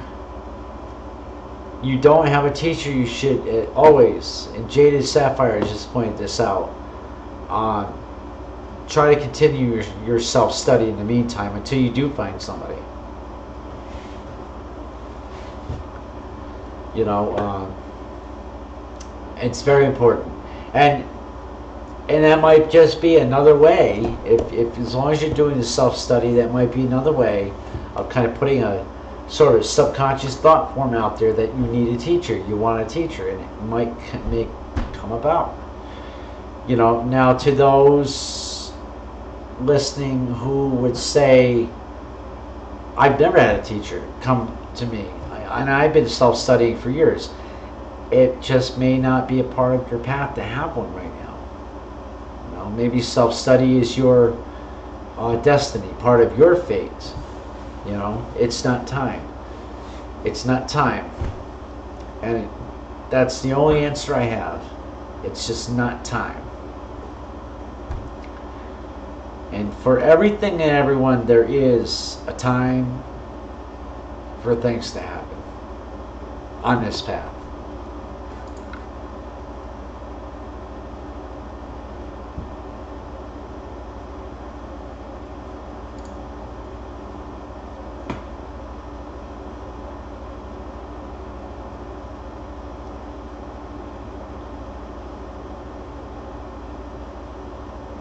So, any questions or comments from anyone? I'll kind of turn the floor over. Does anyone have any questions or comments, whether it's about what I just read or anything involving the occult or Wicca, witchcraft? I'll turn the floor over to you guys for the next few minutes.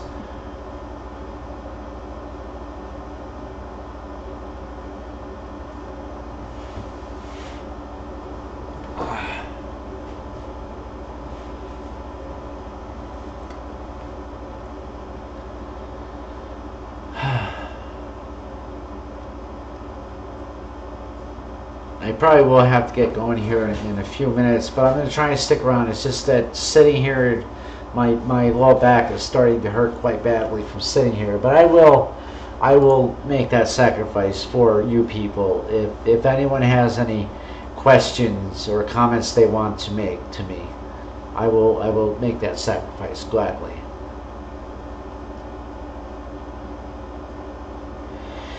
Comedic Witchcraft has asked, am I interested in learning any other forms of magic? Can you give me an example? Comedic Witchcraft, can you give me an example of what you mean by that? What do you mean other forms of magic? I mean, you know, I've always been taught that energy is energy. It's neither created nor destroyed. It exists. It exists without purpose, without definition, until we give it one. You know, so how do you mean that? What do you mean outside Western occultism? Yes, Sabora. You got another name now. Okay. You trying to keep me guessing who you are? So, can you give me an example?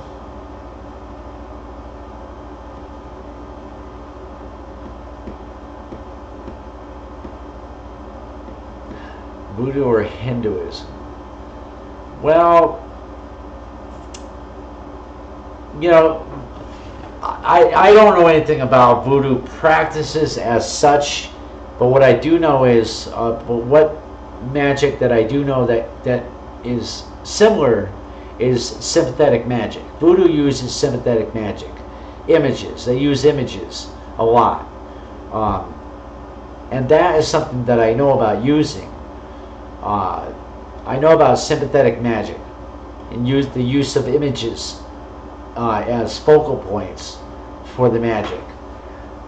So while I can perform that, I wouldn't go into voodoo itself. I wouldn't. It's not a path that I would want to take an interest in. I think that lies what little bit I do know. It just seems to lie sort of on a dark line, and it seems a little more darkened, like a darkened style of magic. And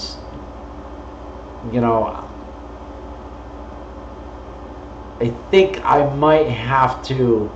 would have to bend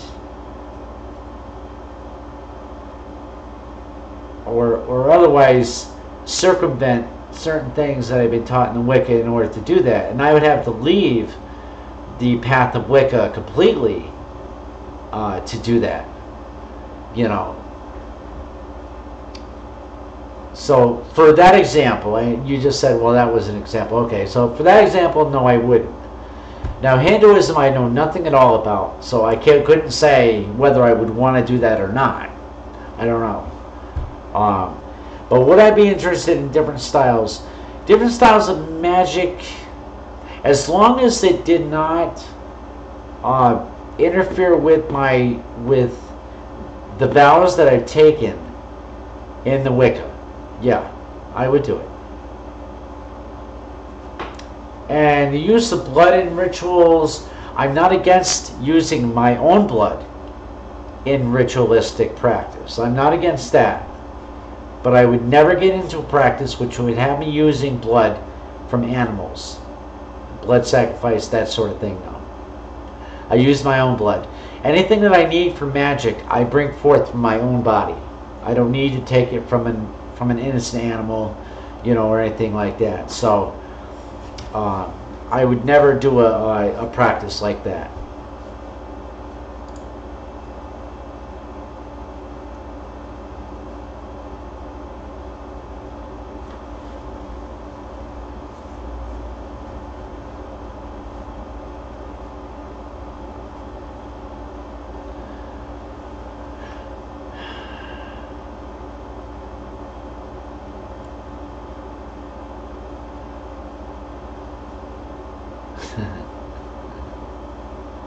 Did he leave?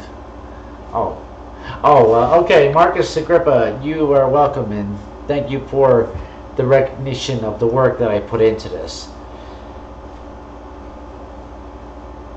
And it is a huge amount of work, as you've said. It is.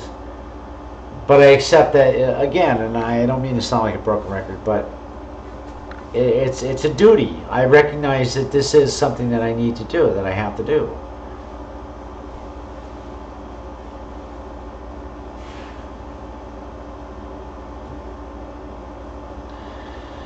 How do you feel about individuals dissecting ritual practice, especially those with cultural or religious reverence, for the purpose of disseminating a greater understanding of ritual in and of itself?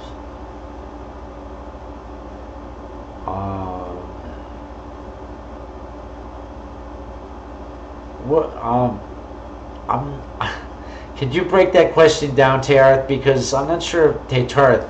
I don't know if I understand what you're trying to say. Can you ask that another way? I mean, gaining an understanding, the only way that a person can truly understand the rituals that we perform is to learn how to perform them and do them themselves. I mean, dissecting them to understand them, why would you want to do that mean, I suppose you could read about them and try to gain an understanding through the what's written about about why we do the rituals and the way that we do them. I suppose you can dissect it that way, but I feel that the only true way, if somebody is going to study this religion and study the rituals, they can gain and understand, they can gain a certain amount of understanding of why they're performed, but they're not going to gain a full understanding of the essential connection to spirit. That's the one thing you can't put in writing, is the essential connection to spirit, which is gained through the practicing of the ritual. So by dissecting something to understand it, yes, you can understand why it's performed, but you cannot connect with spirit through dissecting. That's not going to happen.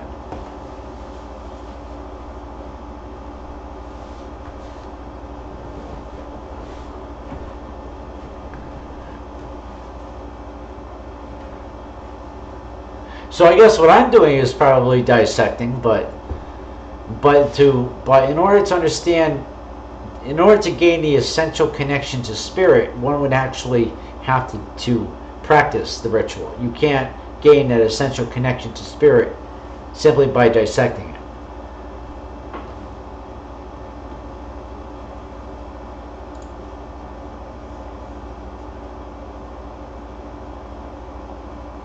No, Zabor/Kemetic witchcraft. No, I'm not interested in leaving Wicca at all. Wicca is my home, it's my path. This is what I do. This is what I do, this is who I am.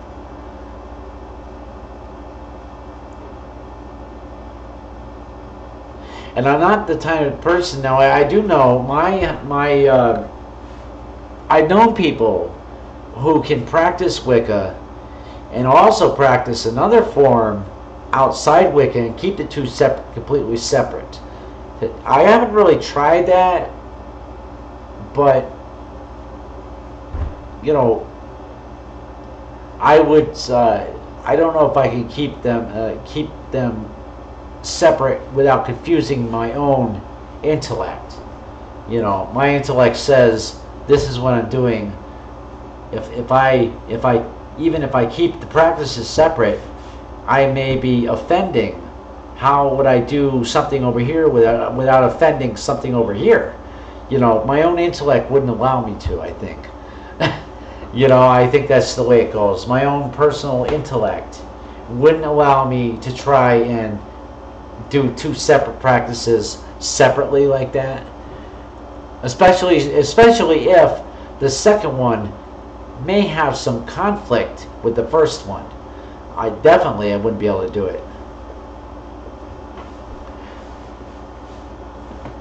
You know, so, and I've always, just for me personally, I had to pick one thing, learn how to do that one thing really well, and just stay with that.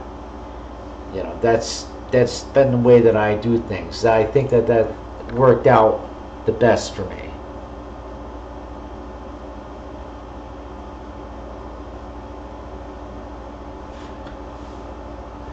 How about doing so with the intent of reassembly in practice? Ergo, practicing parts of a given ritual for its... You can't take a ritual apart. You either do the whole ritual or you don't do it at all. You can't take apart the ritual and then reassemble it using different values. Because then you don't have the original value anymore. That's like somebody saying, you know, and this is something I butted heads with people about before. You cannot take something that is called Wicca, throw out some things, plop in other stuff, and still call it Wicca. You can't do that. It's no longer Wicca, it's something else of your own devising. So ergo, you can't take a Wicca ritual, throw out some things, throw in other things, and still call it a Wicca ritual. You can't do that. So if you reassemble it with other parts, it's no longer the original concept anymore. You have to give it a total new definition. It's not Wicca anymore. It's something else of your own devising.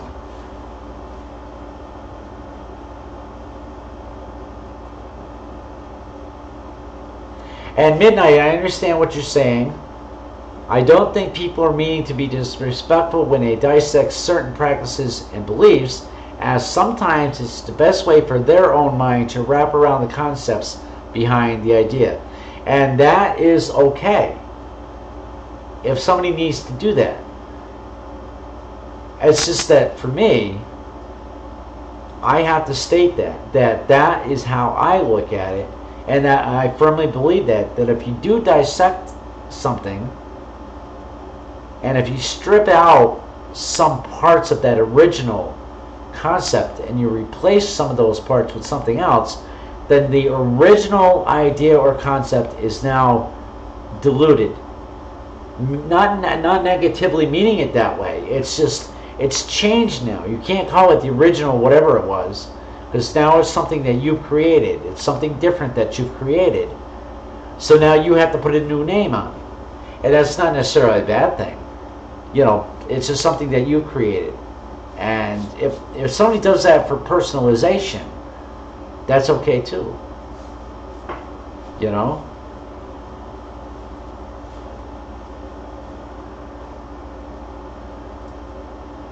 But the sum of some parts may make for greater wholes than the sum of the original. That may be true. But again, you have to put a different name on it. It's no longer the original. It's something else.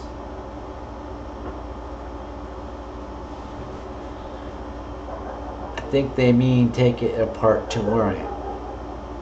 I think the best way to learn a ritual practice is to practice it. I'm not sure how you mean, or how people mean take it apart to learn it. The only way you're going to learn it is to first read about it. Maybe you can dissect it that way, but the best way is to connect with that ritual, and then connect with spirit through the ritual. That is the best way to learn it fully, what it is.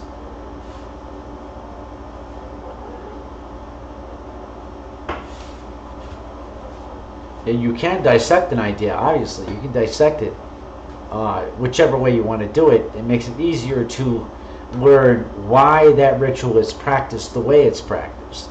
Yes, you could do that. But you're not going to get the essential connection with spirit that practicing a ritual would provide. And maybe you don't want to. Maybe a person doesn't want to actually have to connect with spirit in order to learn what the ritual, what quality the ritual has. You know, so maybe they need to dissect it because they just want to understand the quality that the ritual has. Okay, that's fine. But again, I mean, to gain that connection to spirit, you would have to practice the ritual. And there comes the importance of practice, right?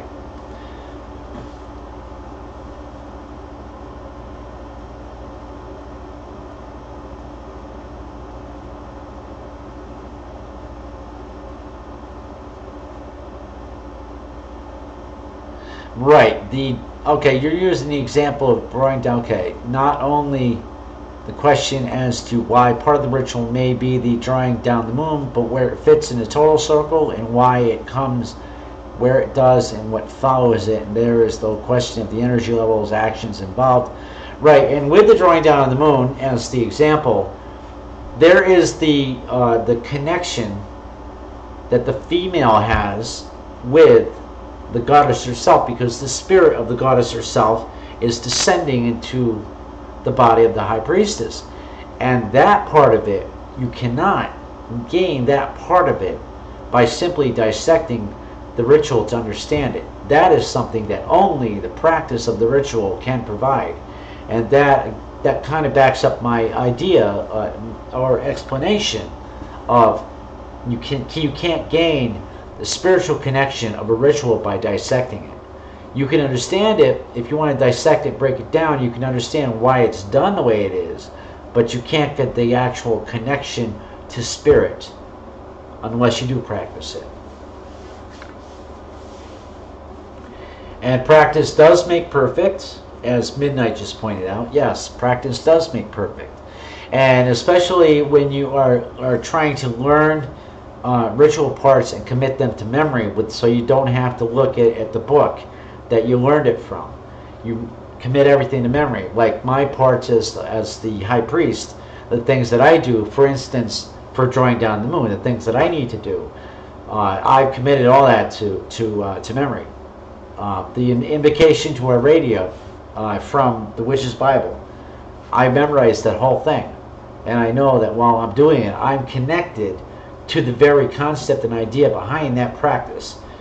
And when I'm doing it, I'm connecting with the spirit of Aradia.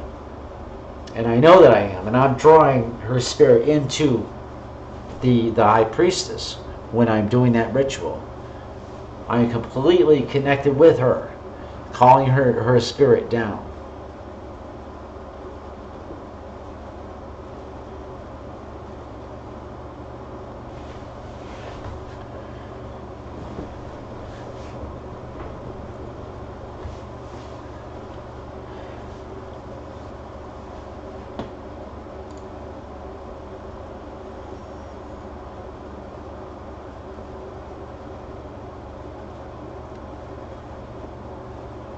How far from the core of Wicca can you stray before it's not Wicca? Sanders created a system off of Gardner in his own experiences.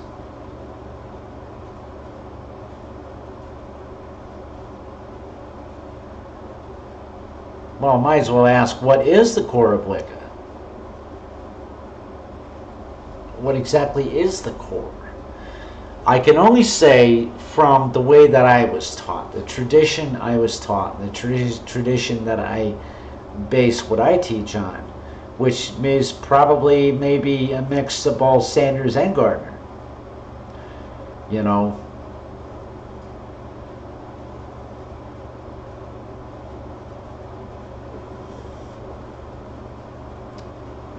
so I try and keep that as pure as I can, the things that I've learned. And if somebody wants to learn about it the way that I teach it, I try and impress upon a person to keep it as I teach it.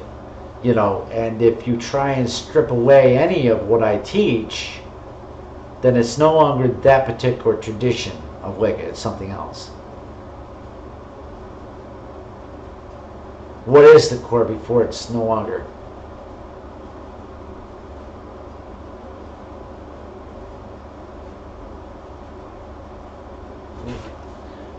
I'm a little bit confused. What is the core before it's no longer?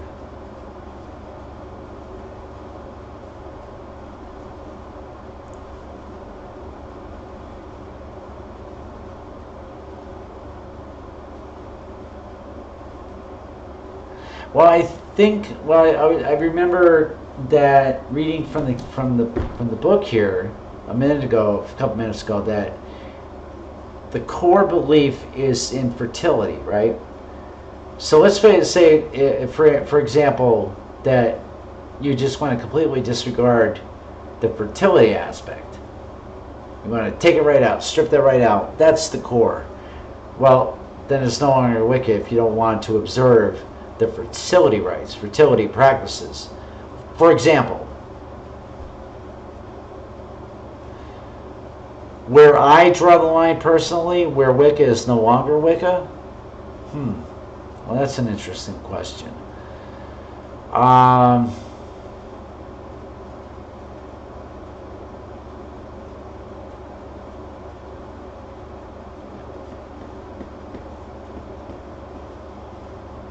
Harm none. I think that is where Wicca no longer is Wicca. If somebody, for me personally, if somebody is going to try to get me to do something that would potentially harm other people or anything, that would be drawing the line. I would not do that, because then that's not Wicca to me anymore. I can't be a Wicca and and do anything that would bring harm to.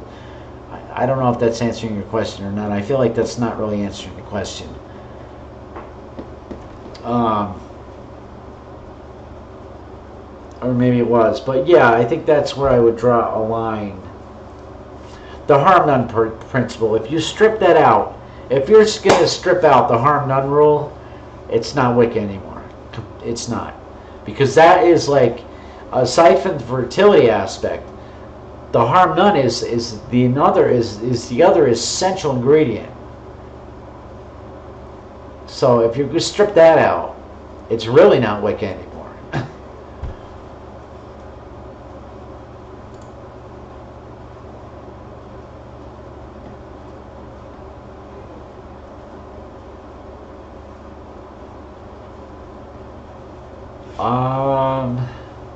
I would ask them, Charity, I would ask the sociologists why they want to study us. What would be the reason that they want to study? What would they do with the knowledge that they gain from the study?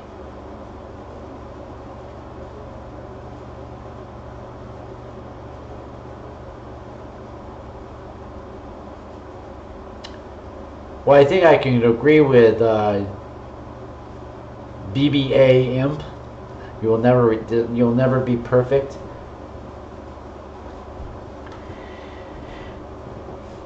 The only time I'd be perfect is when I don't have to come back here anymore. As long as I have to keep coming back to this earth plane, I'm not perfect. I still have much to learn.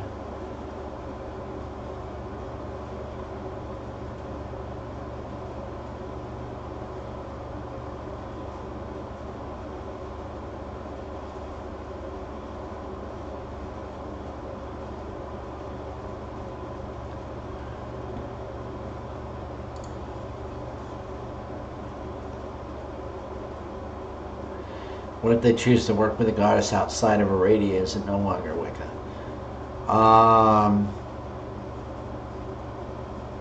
No, because the goddess of the Wicca has many different faces, and she also has different names. Aradia or Aradia just happens to be the name that we use in my tradition. But she does have other names, and is still Wicca.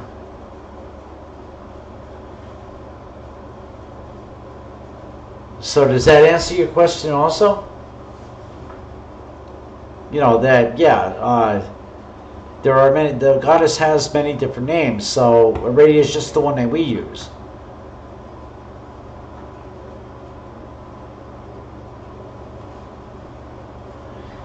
Let's say somebody wants to, worship this, the darker aspect, Kali, Queen of Storms and Rages. And that's the words of a song, but it's still Wicca. They're just worshiping a different face of the goddess. There are feminist groups who worship, say, Kali or Diana. It's still Wicca. They're just working with a different face of the goddess. It's still Wicca.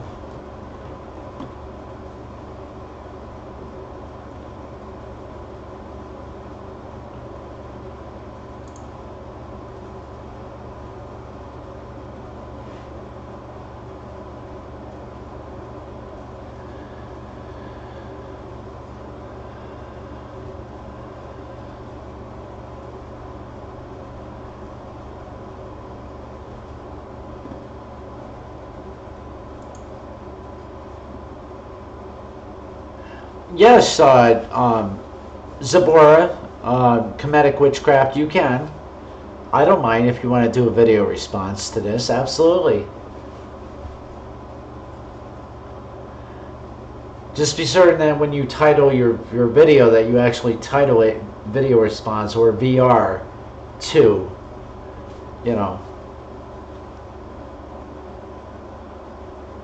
Yes.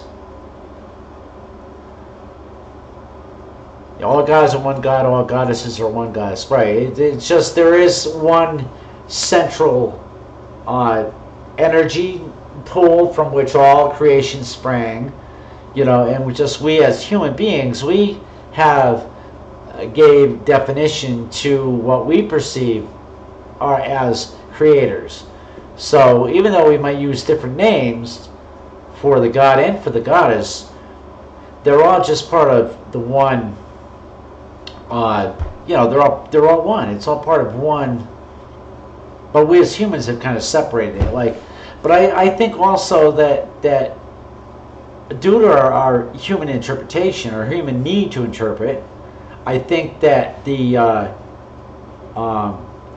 that even each name that we use, each different name that we might use, might have different characteristics. They might have their own personality, but they're still all one god, one goddess. It's just they have different faces, different personalities, depending on the occasion, maybe on the time of year even.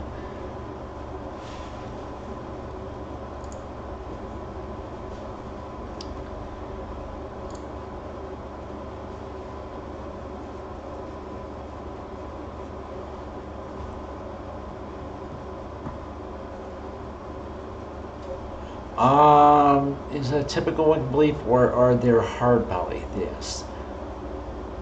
There may be. I think there may be hard polytheists. Sure. Although I would use the word common. It's a common Wiccan belief that yes, all goddesses are one goddess, all gods are one god. But that isn't exactly exclusive. I'm sure there are other people who consider each one is separate. They're separate, like each face is separate from the whole.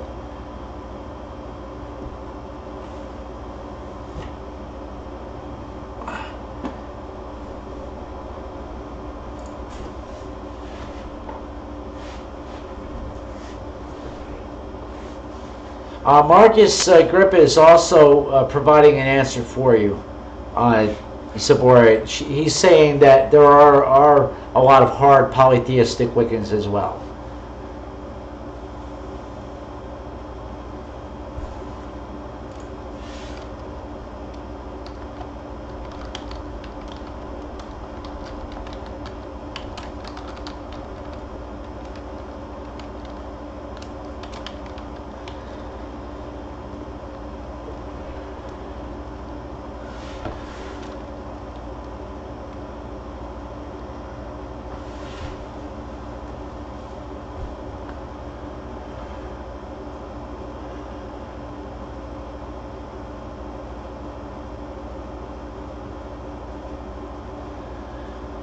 So yeah, there are.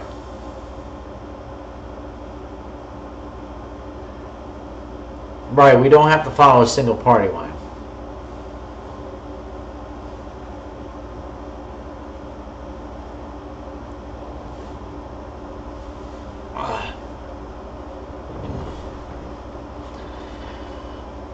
All right, guys, I really I need to say goodnight to y'all. So I really would love to stick around, but I need to move away from the chair for a while. My low back is really screaming at me. So, but it's been a wonderful, wonderful night. I really enjoyed being here, exchanging ideas and concepts. I loved reading. I'm going to continue next week with the King of the Witches reading. We'll read on to chapter 4. Is that what it's chapter 4, right? Yeah, Call Down a Spirit. So I will continue that next week, and we'll go from there and have another wonderful discussion on that. So I want to thank you all for being here tonight, and thank you for your input. And I'll see you all again next week here, same time and place. And until then, blessed be and merry part.